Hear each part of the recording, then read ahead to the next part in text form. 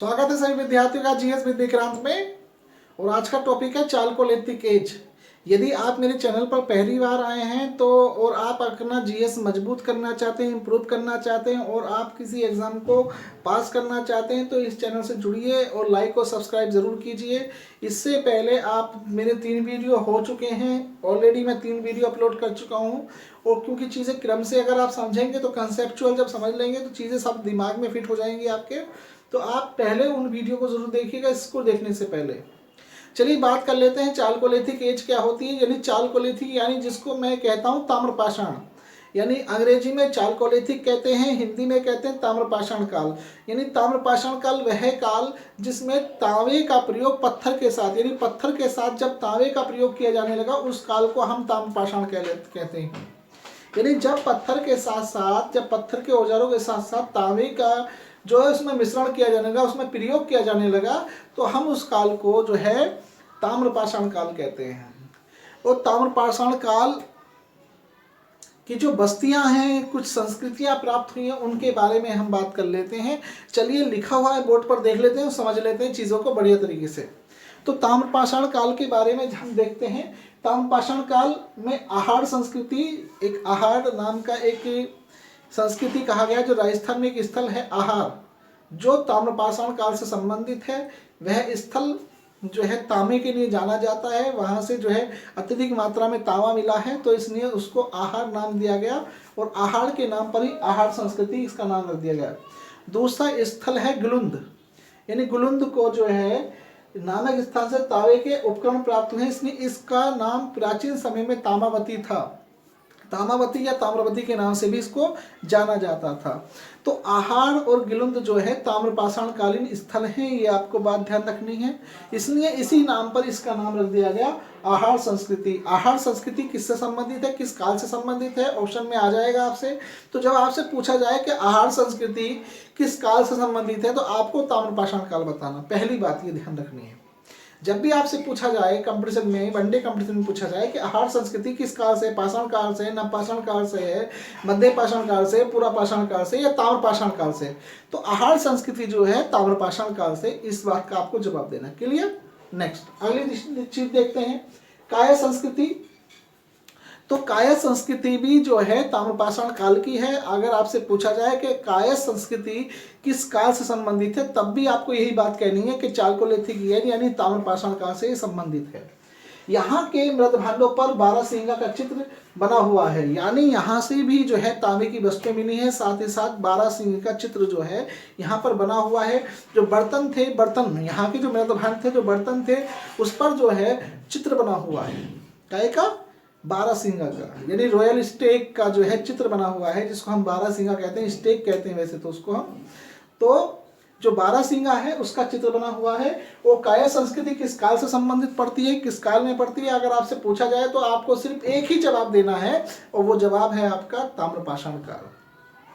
कि भाई ताम्रपाषाण काल में जो है संस्कृति या ताम्रपाषाण किसे कहते हैं, तो क्लियर हो चुका है ताम्रपाषाण किसे कहते हैं ये बात। दूसरी बात, काय संस्कृति किससे संबंधित है, किस काल से, तब भी आपको ताम्रपाषाण काल बताना है। दूसरी बात, काय संस्कृति से मिला क्या, तो मृदभांडों पर बारहसिंगा का चित्र बना हुआ है। जो बर्तन होते हैं, जो मृदभांड होते हैं, उन पर जो है बारहसिंगा का चित्र बना हुआ है, ये बात आपको याद रखनी है। नेक्स्ट देखते हैं मालवा संस्कृति, यानी यहाँ के जो मृदभांड हैं उन पर जो है गुलाबी व लाल रंग के मृदभांड हैं, यानी गुलाबी और लाल रंग के मृदभांड हैं, यानी रंग भी बर्तनों पर करने की जो परंपरा है, यानी बर्तनों पर जो कलाकृति बनाने की परंपरा है वो ताम्रपाषाण काल से संबंधित मालवा स्थल से प्राप्त हुई है। तो ये बात आपको ध्यान रखनी है। तो मालवा संस्कृति किस काल में पड़ती है, मालवा संस्कृति किस काल में पड़ती है तब भी आपको ताम्रपाषाण काल बताना है। काय संस्कृति किस काल में पड़ती है तब भी आपको ताम्रपाषाण काल बताना है। और जो मेन चीज है आपकी आहार संस्कृति किस काल में पड़ती है तब भी आपको जो है ताम्रपाषाण काल बताना है। नेक्स्ट जोरवे संस्कृति, यानी जोरवे संस्कृति भी ताम्रपाषाण काल से संबंधित है, क्योंकि अब यहाँ की सबसे मेन चीज है जोरवे संस्कृति का जो स्थल है दैमाबाद, जो महाराष्ट्र के अहमदनगर जिले में है। जोरवे संस्कृति का जो है स्थल है जो महाराष्ट्र के दैमाबाद जिले में है, अहमदनगर, दैमाबाद और महाराष्ट्र के अहमदनगर जिले में है। यहाँ जो प्रवरी नदी, प्रवरा, यहाँ पे एक नदी है प्रवरा, उसके नदी के बाएं तट पर स्थित है। और दैमाबाद से अधिक मात्रा में जो तांबे के साक्ष्य मिले हैं, तांबे की वस्तुएं मिली हैं, तो ये बहुत बड़ी बात है। तो लेकिन प्रश्न जो बनना है कि जोरवे संस्कृति किस काल से संबंधित है, जो कोर प्रश्न आपसे मिलेगा, जो कंपटीशन में मिलेगा, वो सिर्फ ये है कि आपको ये ध्यान रखना चाहिए कि जोरवे संस्कृति है क्या। तो जोरवे संस्कृति से भी ताम्रपाषाण काल के उपकरण प्राप्त हुए हैं। ओके, जोरवे संस्कृति से ताम्रपाषाण काल के उपकरण प्राप्त हुए। और दैमाबाद से तो आप ये समझ सकते हैं कि यहाँ से बहुत सारी वस्तुएं तांबे की प्राप्त हुई हैं। और दैमाबाद जो है सबसे बड़ा स्थल है ताम्रपाषाण काल का, जो महाराष्ट्र में है। महाराष्ट्र में कहाँ पर है? अहमदनगर जिले में प्रवरा नदी के बाएं तट पर स्थित है, प्रवरा नदी के तट पर है। और अहमदनगर में है दैमाबाद। और इसी को मैं एक चीज और बता दूं आपको कोरिलेट करके, कि जो दैमाबाद है सिंधु घाटी सभ्यता का दक्षिणतम स्थल है। अगर आपसे पूछा जाए इंडस वैली सिविलाइजेशन जो कि इसके बाद आएगी, तो उसका जो दक्षिणतम स्थल है वो दैमाबाद ही है, जो प्रवरा नदी के किनारे बसा हुआ है और अहमदनगर जिले में है।